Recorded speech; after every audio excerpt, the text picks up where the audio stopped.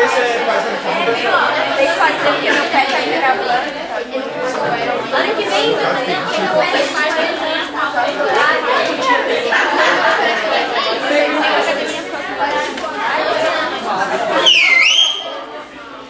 melhor dia da semana! Sei que você ama, é desse lado. ai, então é pior dia. Mas não é ruim, não é ruim. Eu sei que vocês estão excitados com a Olimpíada aí, né? Que vai ter. Gincana, maluca. E peço que a gente se concentre, afinal, qualquer coisa pode acontecer durante a aula e interromper o nosso processo aqui. Quero uma revisão sobre lentes. Né? Nós estamos falando sobre lentes. Eu quero, hoje eu quase vou finalizar o volume 4 da Física B, mas ainda vai faltar um comentário para a aula que vem. Mas eu preciso, antes de avançar, eu preciso lembrar de algumas coisas. Por exemplo, se eu apareço com uma lente dessa aqui, o que tem para me dizer? Ela tem volta. Que bonito, biconvexa, não está cavada. Um monte de coisa hoje. Muito cuidado, hein? Quando eu falo cavado, não cavado, é sempre olhando de fora para dentro da lente. Ó. Não está cavada essa face, essa também não. Convexa, convexa. Então eu já sei que as lentes de bordos terminam em convexa.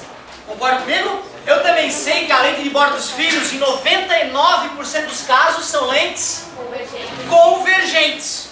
Mas pode ocorrer de uma lente de bordos finos ser divergente. Para isso, basta que o N, o meio, seja vidro e a lente seja de parabéns. Mas não precisa ser só assim, vidro e ar, né? O que importa no final das contas é que o N da lente seja menor que o N do meio que a envolve.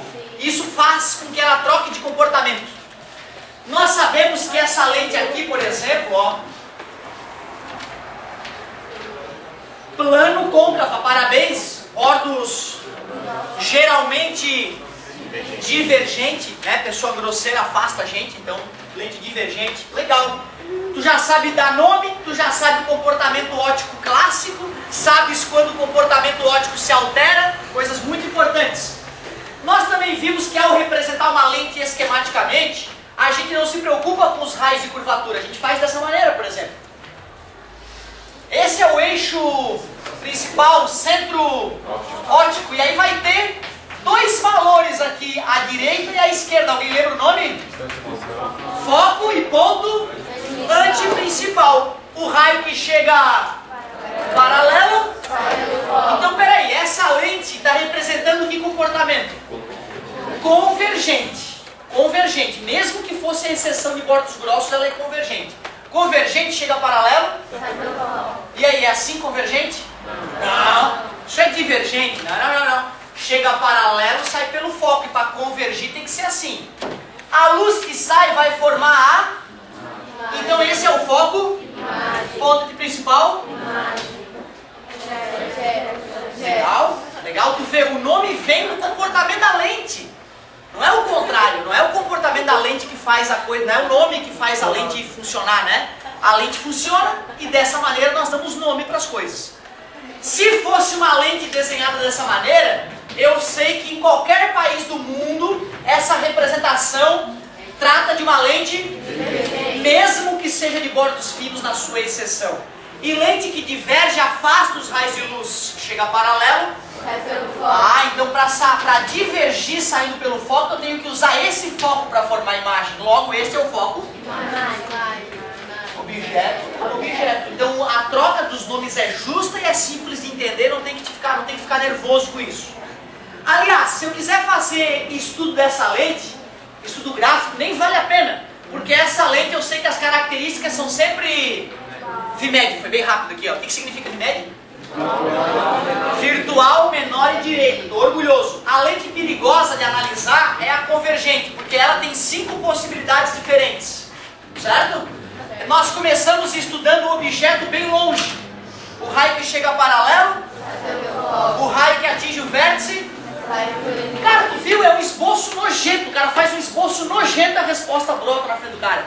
Características da imagem: menor, invertida, feita de luz de verdade, real, parabéns. É um exemplo nojento. O cara faz, brota a resposta. Aproxima o objeto, o que acontece com a imagem? Afasta e cresce. É isso aí. chega bem no ponto antiprincipal. A imagem fica bem no ponto com o mesmo tamanho, só que é invertido e real. Não é isso? Aproximo mais o objeto. A imagem se afasta e cresce. Quem está mais longe está maior. Claro, né? A não é igual a I sobre O. Lembra o final da última aula? Que é igual a menos P' sobre P? Se o P' é maior que o P, o I é maior. Se o P é maior que o P', o O tem que ser maior para a igualdade existir, não é isso? Por isso quem está mais longe tem maior tamanho sempre. Então estava distante, está menor e aqui. Aproximou, afastou e cresceu. Onde é que é o divisor de águas? Bem no ponto principal, que elas ficam com o mesmo. Aproximou ainda mais, afastou e cresceu. Continua invertida e real o tempo todo. Chegou no foco.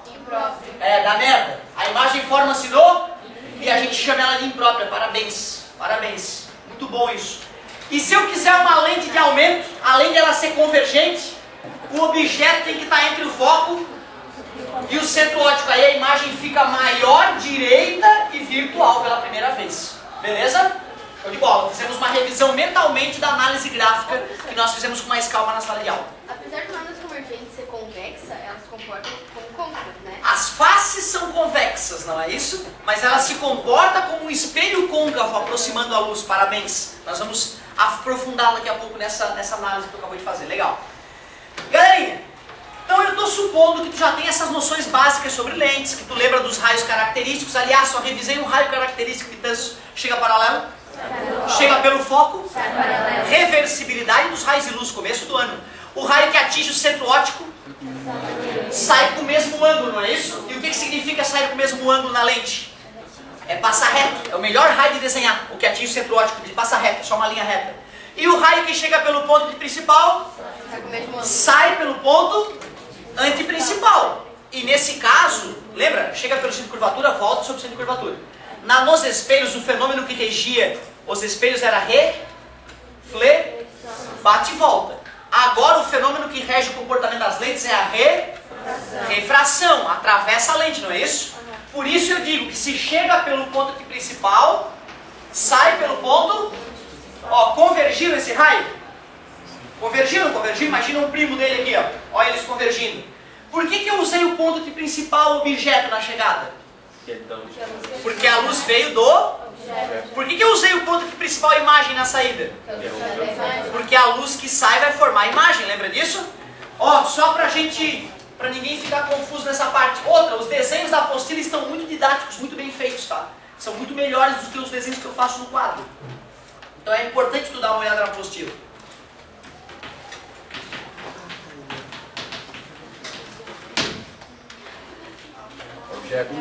Só pra ver a galera que estava ligada, né? Claro que é o contrário dessa que está aqui, né? Claro, né? Chega paralelo. Sim, mas não é esse que eu quero. Eu quero esse aqui. Chega pelo ponto antiprincipal e chega pelo ponto antiprincipal objeto, né? Porque está vindo do objeto. Sai pelo ponto antiprincipal. Ó, eu estou fazendo prolongamentos, mas divergiu ou não divergiu? É questão de fazer uma vez na vida, uma na morte. Aí tu pega a manha, tu vê que não tem nada demais, tá? Mas não é isso, né? Isso é só uma revisãozinha boba. Eu quero me preocupar agora com as equações. Nós vamos parar de analisar graficamente as lentes e vamos começar a analisar matematicamente. Tu já usou essa equação, cara, em câmera escura? Lembra? Câmera escura, espelhos esféricos e agora ela também vale para lente esférica. Então no vestibular tu já sabe. Apareceu uma dessas palavras, câmera escura, espelho ou lente, tu já copia essa forma. Puf, bota ali no cantinho. Ela vai te ajudar a pensar. Tens que saber o nome de cada maldita letra e o sinal de cada maldita letra. Se tu for olhar uma apostila, vai ter uma regra longa e impossível de decorar. Se tu for usar o coração e o bom senso, aqui fica ridículo. Primeiro, como é o nome desse cara? Aumento linear, ampliação. O amigo na outra sala falou aumento, não é? A aumentação. Ele falou aumentação, adorei essa palavra porque já juntou numa vez só ampliação com aumento. Aumentação. Não é? Eu adorei essa palavra. Foi sem querer, mas eu fiquei feliz, porque de uma vez só ele respondeu o que eu queria. É ampliação ou aumento? Legal. O que é isso?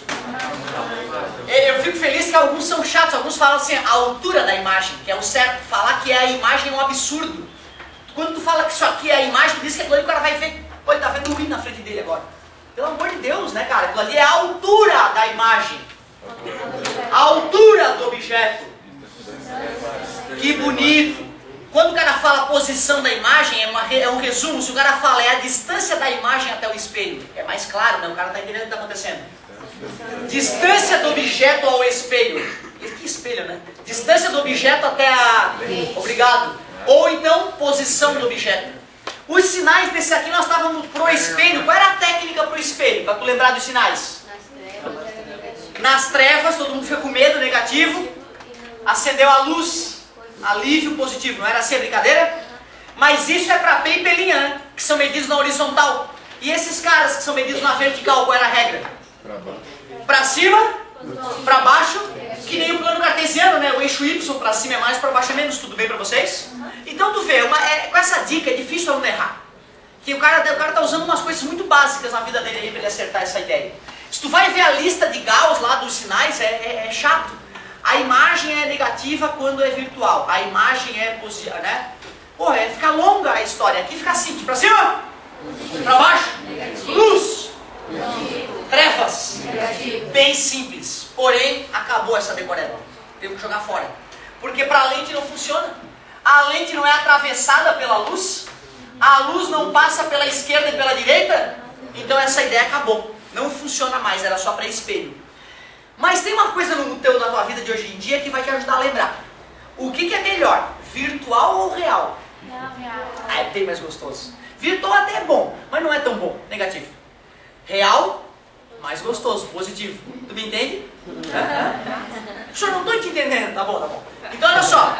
Se é virtual, se a coisa acontece de verdade na tua vida, um namoro, por exemplo, é mais gostoso do que ficar lá, né? Na internet, né? Então, virtual? Real? Claro, cara. Aqui não mudou, tá, gente? Pra cima? Pra baixo? Porém, essa história aqui acabou de escuridão e luz, porque tem luz dos dois lados da lente. Então agora tu tens que pensar, se a coisa é real, o P ou pelinha, mais. Se a coisa que eu estou medindo é virtual, menos. E aqui um comentário importante. O maior erro que eu cometi num terceirão de energia, uns 4 anos atrás, eu acho, amador, né? O cara tinha a prova da UDESC num dia, no outro dia o cara me aparece com a prova da UDESC, professor, faz isso aqui. Era de ótica. Ah, claro. E, ó, fui resolver bem feliz, rapidinho, assim, final de aula, sabe? O professor não bateu o gabarito. Aí eu olhei, ah não, realmente me perdoe, eu tinha feito justa a posição de lentes, não era justa a posição de lentes, alterei o exercício, mas destruí a aula, né? Acabou a aula, cara. Uma das coisas que me impressionou naquela questão era o seguinte, ó, eram 2 lentes. Se as lentes forem justapostas, como eu vou te mostrar na próxima aula, é ridículo de fazer o exercício. O problema é que se as lentes estão afastadas uma da outra, é bem delicado fazer o exercício, porque eu vou ter que fazer um cálculo para a primeira lente, e a imagem da primeira lente vira objeto para a segunda. Então eu tenho que calcular o pelinha de uma para usar como P na outra. Fazer 2 contas só. Só tem um problema. Imagina que chega paralelo, sai pelo foco, atinge o vértice e passa reto. Aqui está a imagem. Ela é feita de luz, portanto ela é real. Se ela é um objeto para essa lente, esse objeto é real. Concorda comigo? É luz de verdade, não é? Mas o filho da mãe da questão da UDESC, ele aproximou tanto a outra lente que a outra lente ficou aqui, ó. Ou seja, a lente interceptava os raios de luz antes de eles se encontrarem. Para que eles se encontrem, eu tenho que fazer um prolongamento. Essa imagem que era real para essa lente virou um objeto virtual para a segunda lente. Quer dizer que aquele P da segunda lente deveria ser negativo. Tu tá vendo o perigo, cara? Tu tá vendo o perigo? Essa é a situação mais perigosa que pode aparecer na tua vida nessa hora. Ter 2 lentes e elas estarem tão próximas que a imagem da primeira, embora seja real, dá positivo o pelinha dela, quando tu vai fazer o desenho, tu percebe que os raios, antes de se encontrarem, são interceptados pela segunda lente. Nesse caso, essa imagem real vira um objeto virtual. É o pior que pode aparecer na tua vida na hora de fazer esse cálculo. Eu mesmo me ferrei depois de 10 anos fazendo essas contas, eu me distraí na hora e errei. Por isso que ficou marcante para mim, eu quero te trazer isso. Tu vai achar essa questão aí na tua apostila, da UDESC, a questão da UDESC com 2 lentes. Vai achar essa questão, queria que tu tentasse fazer ela. Agora olha só, já te disse a dica do P e do pelinha. Virtual? Não é tão bom, real, mais gostoso, positivo. Essa equação aqui que nós também deduzimos para espelhos esféricos, ela continua sendo usada para lentes esféricas. P e P' eu já te disse. Agora eu te pergunto, como é que vai ser o F? Que tipo de lente tem qual F? Vamos ver, antes era espelho côncavo, não era? E espelho convexo. O espelho côncavo e o espelho convexo tem que comportamento? Vamos ver. O espelho côncavo, ele é convergente ou divergente? Ele aproxima ou afasta os raios de luz? Vamos ver? Vou pegar dois raios paralelos aqui, ó. Dois raios paralelos. Os raios que chegam paralelos. Ah, com certeza o espelho côncavo é convergente. E qual lente que é convergente? Geralmente não são de bordos finos. Então, em 99% dos casos, as lentes de bordos finos, por serem convergentes, tem foco positivo. Chega paralelo, olha como esses raios estão divergindo, estão se afastando. Quer dizer que espelho convexo é divergente e o foco dele é negativo. Então por aí eu tiro que a lente divergente tem foco simples. Tranquilo? Nada demais. Poxa, então tu já consegue usar essas equações, tu já consegue resolver continhas que nem aquela de espelhos esféricos. É só questão de meter a cara e arriscar. A única coisa nova que vai ter sobre lentes na vida de vocês, na parte de cálculo, é a equação mais bonita das lentes, chamada de equação de Halley ou Halley para os mais íntimos. Um amigo fala na outra aula, o senhor é o do cometa?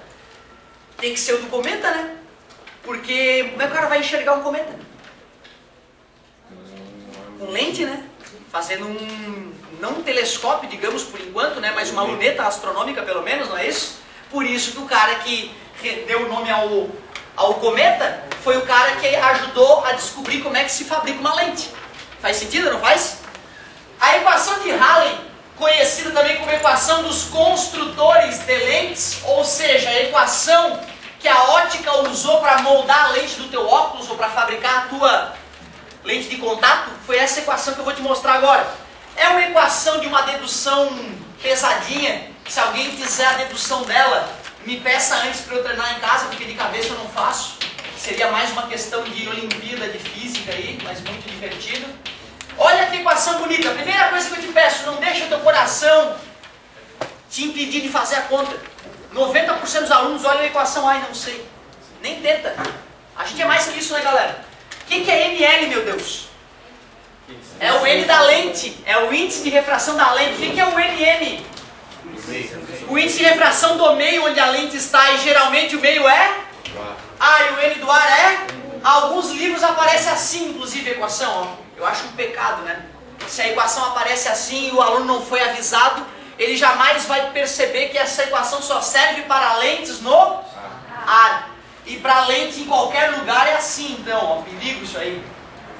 Pô, peraí, cara, subtrair uma fração de outra, tira o MMC, divide, multiplica, pronto, virou uma fração. Que está multiplicando outra fração.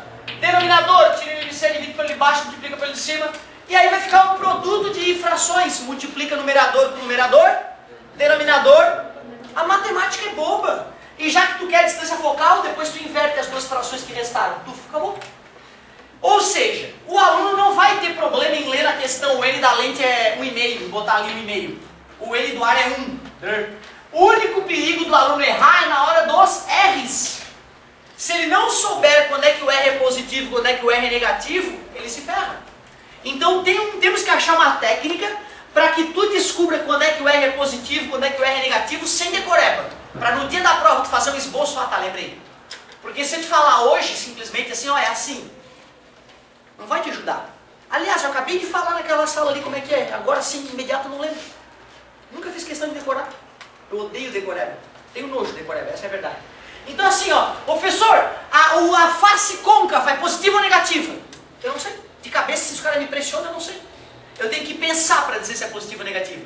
Olha a técnica idiota que eu uso para fazer isso. Essa lente aqui, meus amigos. Que comportamento ela tem no caso clássico?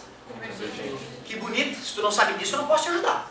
Tu tem que saber que é uma lente de bordos e que em 99% dos casos ela é, por exemplo, ela sendo feita de Pode ser vidro imersa no ar. É isso aí, parabéns. Se ela é convergente, eu acabei de te falar, lente convergente é que nem espelho que é convergente, que é o espelho côncavo. Então o foco tem que dar positivo. Nós sabemos que nessa equação isso aqui tem que dar positivo, porque é aquela lente. Nós sabemos que ela é convergente. Um número 1 dividido por um número positivo dá um resultado positivo. E diz o N da lente. 1,5, acabei de falar o N do vidro mais ou menos, né? O amigo tá ligado? Qualquer coisa, poderia falar 1000 até se tu quisesse, eu não ia ficar bravo. Eu só ia falar, pô, altamente refringente essa tua lente, né? Não vai dar nem de ver através dela, de tão refringente que ela é. Mas o cara não poderia ter dito menos que 1. Né? Ele está violando a base da base aqui. O menor N que existe é o do próprio vácuo. Concorda comigo? Mas se esse aqui é um número maior que 1, por exemplo, 1,5. 1,5 dividido por 1. 1,5. 1,5 menos 1. 0,5, que é um número positivo. Concorda comigo? Ah, então peraí. Eu só preciso saber o sinal dos R's para que o resultado fique positivo. Esses números têm que ser o quê? Positivo, né? Para essa conta aqui da positiva, aqui eu só posso ter número positivo, não é isso? Ou seja, a face que é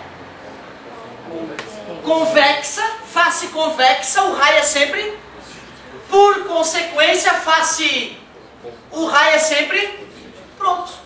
Eu, embora tenha feito isso há poucos minutos atrás na outra aula, já tinha me esquecido. Agora pronto, o raio é positivo para a face, deixa eu ver, não está cavá convexa, face convexa. O raio fica negativo para a face côncava. Agora deixa eu te confessar, no vestibular, não foi essa técnica que eu usei. Eu comecei a usar essa técnica e depois comecei a dar aula, que eu enxerguei melhor. No vestibular, o que eu pensei é que era o contrário dos espelhos. No dia da aula, eu assim, puta merda, é o contrário dos espelhos. Eu fiquei preocupado, vou trocar. Mas eu pensei, não, vou memorizar que é justamente o contrário dos espelhos. Então, espelho côncavo, foco positivo. Espelho convexo, foco negativo. Face côncava, raio de curvatura negativa. É o contrário do espelho. Foi assim que eu decorei. Mas tu vê, essa minha decoreba estava super perigosa, porque eu estava usando o foco do espelho para achar o raio de curvatura de uma face. Não tinha uma coisa a ver com a outra, entendeu? Foi uma decoreba interna que eu decidi usar. E isso é que era uma coisa que tu tinha que entender. As decorebas que tu cria são muito melhores do que as que eu crio e te ensino. Tu tinhas que começar a fazer isso por conta própria, entendeu? Na hora de estudar, tu criar. E pode ser uma decoreba idiota, pode ser uma frase idiota. Mas às vezes uma coisa inventada por uma outra pessoa te ajuda. Eu lembro, por exemplo, eu já te comentei essa do SPDF. O que é SPDF? Vocês lembram? Química. De química, né? São os orbitais, não é isso? Certo? SPDF, não é isso? Eu lembro que tinha uma prova de química lá pra gente estudar e tinha que decorar isso. Era o primeiro ano do ensino médio. Caramba, isso faz mais de uma década. E a minha colega solta. Seu peido deixou fedor. Porra, aquilo ali, na hora que ela falou aquilo, eu... que idiotice, como é que tu falou uma merda tão grande? E mais de uma década depois, isso está impregnado no meu cérebro. Eu vou estar no leito de morte, eu vou me lembrar, SPDF, eu jamais esquecerei os orbitais. Por causa daquela babaquice que a mulher falou no dia. Tu vê, né, cara? Às vezes é uma coisa marcante, uma coisa idiota, que te faz nunca mais esquecer uma coisa. Certo? Eu até queria esquecer essa porra, mas eu não consigo. Certo? Beleza? Fala, meu querido.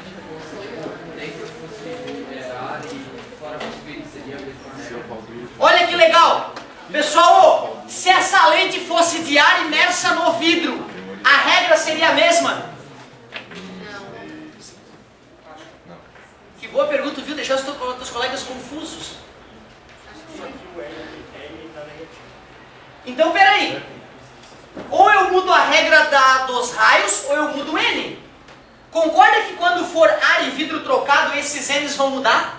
E aí aqui vai ser o número 1 dividido por um número maior que 1. Tipo 1 dividido por 2 vai dar 0,5. Quando eu subtrair, esse lado já vai ficar... Eu não vou precisar mudar o sinal desses. Ou seja, a regra da face ela é eterna, acabou. As faces serão sempre com essa regra. A lente vai mudar de comportamento porque esse valor aqui vai mudar. E aí vai ficar positivo ou negativo a parte da frente. Tá beleza? Bonita a tua pergunta. Ou seja, face côncava. O raio de curvatura será sempre negativo, seja exceção ou não, não interessa qual é o tipo de lente, em que meio ela está. Tá beleza, galera? Na equação dos construtores de lentes, os R's são definidos pelo tipo de curvatura da face e não pelo N. O N vai mexer no sinal a partir da parte da frente da equação. Muito boa a tua questão, a tua pergunta, enriquecesse a aula. Pessoal, ó, de repente algum aluno, professor, não entendi ainda. Não consegui entender, professor. Última chance então. Que tipo de lente é essa? É bicôncava e nós sabemos que no caso convencional ela é. E por ser divergente a distância focal tem que ser? Legal, isso aqui tem que dar negativo agora, não é isso? Mas se é o caso clássico, é área, é vidro e é ar. Então, sei lá, 2 e 1 dá 2, 2 menos 1 dá 1, então é um número positivo aqui. Para isso dar negativo e isso ser positivo, só se isso for... E como as duas faces são iguais, então ambas são... Ah, então eu acabei de descobrir que a face que tem o raio negativo é a cavada, é a côncava. Então aqui tem raio positivo, é a... Tu viu, cara? É simples pra caramba. Tu pega a equação dos construtores de lentes, bota uma pitadinha de bom senso em cima dela e o R sai na tua frente. Certo? Pra quem tá confuso na análise matemática, lembra que é o contrário dos espelhos. Na hora de dar o sinal pra face. Também funciona. Foi o que eu usei no meu vestibular e funcionou. Mas tu vê, né? Na hora de fazer uma conta dessa, é muito mais substituição, interpretação de texto, não é o mais bonito da aula. O mais bonito da aula eu vou te mostrar agora. Qual é a forma, o modo formal, assim, científico que eles deram para dizer se o raio é positivo ou negativo? É assim. Essa é a forma formal. Como é que uma equação fica positiva ou negativa? Tu analisa ela, tu analisa a vida real e vê que sinal tem que dar, né? E aí tu cria a regra de sinais para isso. Por exemplo, os opostos, os iguais, isso é uma invenção humana. Uma criação humana, não está na Bíblia, não está no átomo. A mais, menos, atração, repulsão, o homem criou isso. Não, isso é uma coisa importante, sabe? Porque assim, ó, às vezes a gente tem a sensação de que uma equação matemática, ela sempre tem que ter uma origem bizarra. E não. Até volto a lembrar, ó, vocês lembram da dedução dessa fórmula aqui, ó? N é igual a 360 sobre alfa menos 1 para o número de imagens formadas por dois espelhos planos? Certo? Essa equação não surgiu de lugar nenhum. Não tem conta matemática que eu possa deduzir para te falar onde é que essa equação vem. Ela é indedutível. É uma equação que nasce de experimentos físicos. O cara de tanto fazer, percebeu, porra, quando as imagens estão dando inteiras, a gente usa essa conta e dá certo. Por que dá certo? Sei lá, mas funciona. Tu vê, né, cara, às vezes tem disso, às vezes é uma descoberta que não... A cara não sabe explicar por que funciona, sabe que funciona? É que nem o professor assim, ó, ele falando com a gente, um cara fodão que me dá aula. Aliás, porra, tirei a maior alta da sala, cara. 8,5. 8,5. Ah, isso foi em física, física 3. Agora deixa eu te confessar, em cálculo D, eu achei que tivesse ido super mal, né? Tirei 4,5 na prova. A nota mais alta da sala foi 6. Achei que eu bombei, cara. Bombei. Então, ó. Mas tu vê, né, cara? Não estudei muito. Não adianta, cara. Se o cara não estudar. E outra, eu ia pra aula e entendia tudo. Pô, tô entendendo tudo. Vai fazer exercício pra tu ver. Né? Não tem jeito. Eu estudei 5 horas antes da prova. Não teve jeito. Tem que ter estudado 50 horas. Pra de repente tirar acima de 7. Né? Então tem que estudar. Isso que eu tenho ótimas noções de matemática básica, né? Mas como eu fiz cálculo A, B, C e E há 10 anos atrás, fui fazer cálculo D, que está no miolo desses, tu vê, mesmo tendo base em matemática, sem estudo, creu. É isso aí, meu querido, tem que estudar, tem que estudar. Olha só, galerinha, olha só que bonito que eu vou te mostrar agora. Essa é o filé da aula, desculpa. Professor, rapidinho, se fosse uma lente côncavo convexa, um raio seria positivo ou outro negativo? Que bonita a colocação do colega. Ô professor, por que tu não usou uma lente côncavo convexa ou convexo côncava para deduzir os sinais pra gente? Porque eu não saberia qual raio seria positivo e qual era negativo, ia ter um positivo e negativo. Então eu fiz um estudo com uma biconvexa, percebi que os dois teriam que ser positivos. Analisei uma bicôncava, percebi que os dois têm que ser negativos. Aí eu sei a partir de agora que face côncava é negativa, convexa é positiva. Se tiver uma côncava convexa, uma delas é positiva, a outra é negativa. Perfeito. É isso que eu queria ter mostrado no aquele raciocínio anterior. Parabéns, garoto. Se for uma plano convexa? Aí eu fico orgulhoso. Aí eu tenho que tirar o chapéu pro colega. A pergunta dele deixou a aula muito massa. Eu é que pergunto pra vocês, quero ver se vocês lembram de coisas anteriores que nós discutimos fortemente. Nessa hora, o que eu faço aqui? Putz. Já que isso aqui, é porque na verdade também eles tiveram essas aulas comigo ano passado nas assistências, tá? Só pra não achar que os caras são muito acima de vocês que deprimem às vezes o cara. É só estudar, tá? Se tu estuda, tu chega. Se tu não estuda, tu não chega. Ano passado a gente discutia nas assistências fortemente que uma face plana tem um raio de curvatura. Lembra disso? Eu te falava, uma reta é uma curva com raio infinito. Isso não é uma piada, isso é fato. Lembra? Eu até te falei, olha para a linha do horizonte. Tu acha que é uma reta, mas teu planeta é redondo. Lembra disso? Então o amigo tem razão. Se uma face é infinita, tu vai lá no R e bota infinito, cara. Olha, vai usar infinito para fazer uma conta. E 1 dividido para infinito dá 0, R$1. Imagina, R$1 para 10 pessoas dá 10 centavos para cada um. R$1 para 100 pessoas dá 1 centavo para cada um. R$1 para 1 bilhão de pessoas dá merda nenhuma para ninguém. E R$1 para infinitas pessoas. Só isso que eu digo. Concordas comigo? Tu vê, não precisa ser gênio, porra, para entender que 1 dividido para infinito dá 0. Não precisa ser gênio para entender que 1 milhão dividido para infinito dá 0. Que um número finito dividido por um número infinito dá 0. E é o óbvio ululante. Uma criança que presta no processo de divisão conclui isso. E para tu entender cálculo futuramente, isso é a base do cálculo. Todo o cálculo diferencial integral desenvolvido por Newton, que mantém o prédio de pé, que bota o mundo para frente, está baseado neste fato bobo. Então como é que é mesmo 1 dividido por 0? Infinito. Um aluno esses dias numa aula me veio com essa. Professor, eu vi na internet lá que 1 dividido por 0 não pode ser infinito. Aí eu falei para ele, amigo, se isso não for verdade, nós temos que reescrever tudo que já se inventou de cálculo nessa vida. O pi vai ter que ser reescrito, tudo que existe em matemática vai ter que ser reescrito, porque tudo está baseado nesse fato óbvio. Que 1 dividido por 0 dá infinito, ou que 1 dividido por infinito dá 0. Claro. E aí fechou, face plana, isso aqui dá 0 e essa face, positivo ou negativo? Positivo, acabamos de ver, então aqui vem número positivo, toca a vida pra frente. Parabéns, garoto. Até esqueci de fazer esse comentário na outra turma. Olha só, pessoal, quero te contar a parte bonita agora. A parte bonita é o que vai rolar agora.